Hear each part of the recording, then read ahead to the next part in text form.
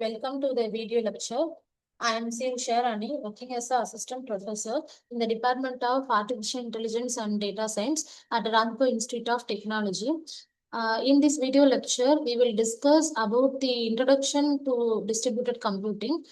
In this video, I will discuss about the topic such as what is distributed computing and characteristics of distributed systems, and what are the difference between centralized and the distributed system, and motivation behind the distributed system.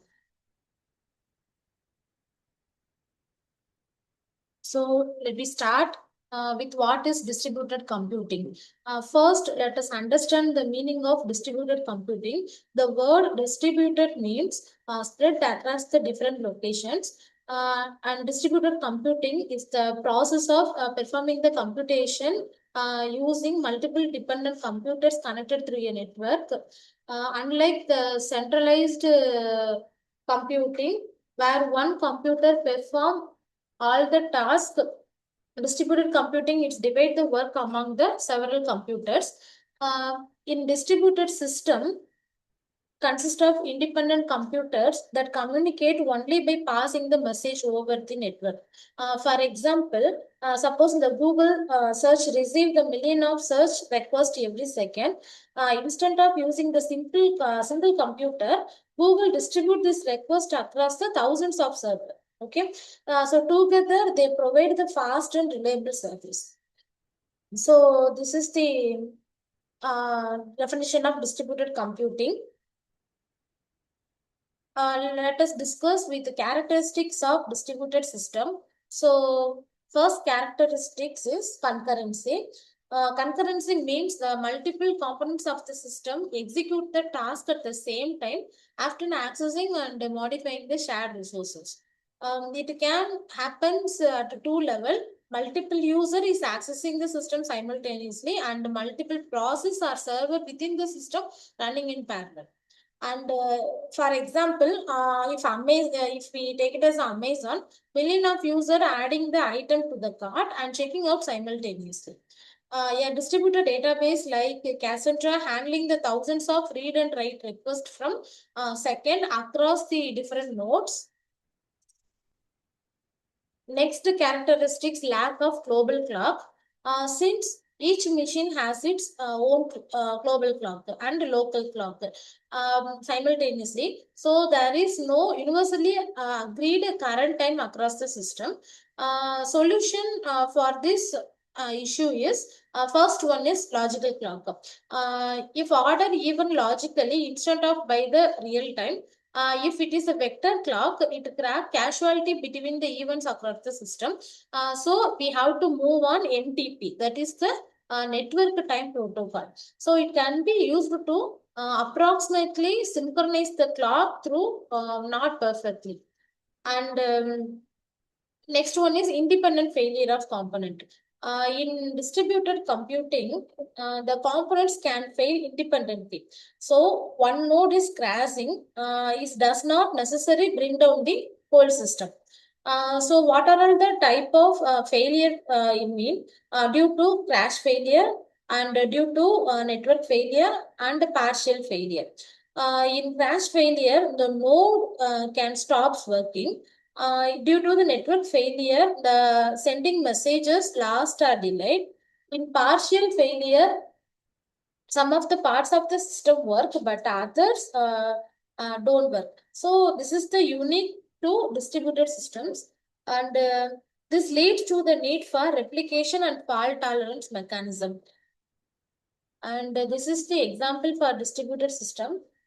First one is local area network and ATM machine, database management system, and internet and World Wide Web. Next one is cloud computing. And this slide shows the features of distributed system. So a lot of features consist of distributed system. First one is no common physical clock, and no shared memory, and geographical separation, and autonomy and heterogeneity. So these are all the features for distributed system. And next one is difference between centralized and distributed systems. In centralized system, one central process can perform all the computation. But in distributed system, multiple process can share the workload. And in centralized, shared memory is available, but in distributed system, no shared memory. In centralized system, a global clock can exist, but in distributed system, there is no any global clock. In centralized system, the failure of the central server may stop the entire system, but in distributed, failure of one process, it does not stop the entire system. So this is the main point I want to discuss with a difference between the centralized and distributed. So this figure shows the difference. Here it can use the client server model, but in distributed system, peer-to-peer process can be done. And next one is this diagram shows the relation to the computer system components. So this is the general architecture, that is how the independent computer connect together through the network to the function as a single system. In this diagram, each box can denote P bar M. So it represents the one autonomous computer or node in the system. P consists of process, that is the CPU, it does the computation and processing, and M denotes memory bank, that is the local memory. So we can say it as a RAM, random access memory, is attached to the processor. So each of these processor and memory unit is a complete and independent computer. It has its own the process and own memory and can function on its own. So there are 6 process and memory nodes in the diagram. So each is separate from the others. And this represent the multiple computer possibly located in the different places. The places in the sense different rooms and different building and cities or even the countries also. The cloud is the center, and this consists of communication network, that is WAN and LAN. So this represents the network that connect all the independent computer together. It can be in LAN, that is the local area network, if the computer are close together. For example, within the same office or building.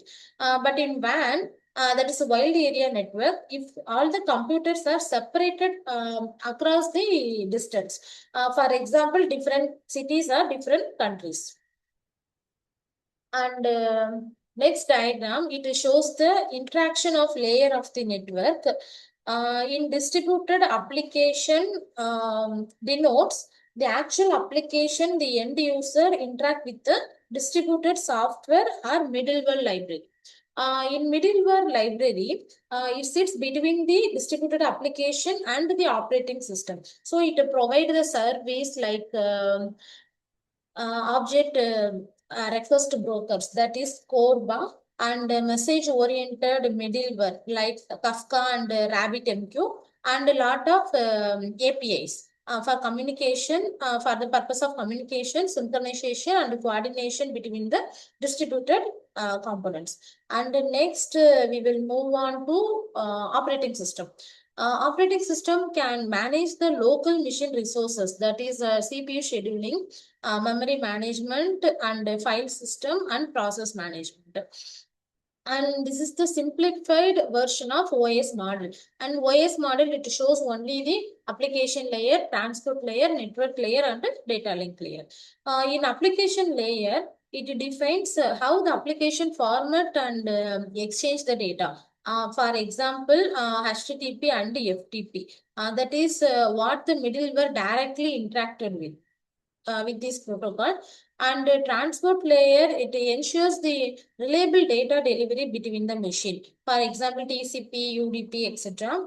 And in network layer, it handles routing of data packets across the network. For example, IP, that is Internet Protocol.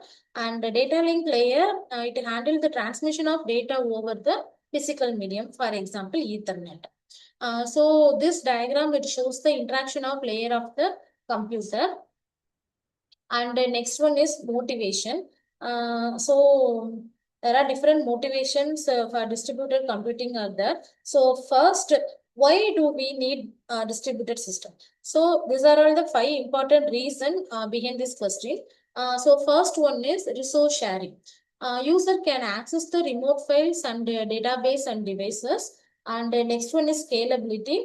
As demand the user increases, more computer can add it easily. And the next, reliability. Yeah, the main goal of the reliability, if one machine is failed, other machine continue the working. So this is the main important point of reliability. And next motivation is better performance or task ratio. Multiple computer can execute the task simultaneously, means it provide the overall performance. And the next one is transparency. User should feel they are working with a single system, even though the multiple computer are involved. Lot of the transparency are included. First one is location, and the second one is replication, migration, and concurrency and parallelism. So the location can define, it cannot tell where the resources are located. And migration means the used resources are going to use the resources, can move without the user knowing. And next one is replication. Replication is can't tell how many copies of the resource exist, and concurrency means it cannot tell how many users are there. And the next one is parallelism. So in parallelism, system may speed up the large job by splitting them into the small pieces of work. And the next one is fault tolerance. In fault tolerance, the system may hide the various things that go wrong in the system. So thank you.